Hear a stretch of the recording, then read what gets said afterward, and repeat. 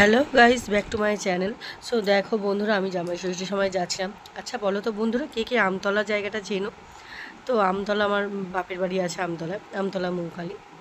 তো আমি সেখানেই যাচ্ছি দুপুর 2টোর সময়। দেখো বন্ধুরা, এই হচ্ছে আমার হাজব্যান্ড, তো চলে গেছে তারপরেই। তো দেখো বন্ধুরা, মা জামাইকে কী সুন্দরভাবে গুছিয়ে রান্না করে দিয়েছে।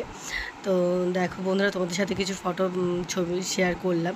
তো তোমরা একটু প্লিজ লাইক কমেন্ট শেয়ার করে দিও। এই হচ্ছে আমাদের বাড়ি, কিছুটা দেখাচ্ছে।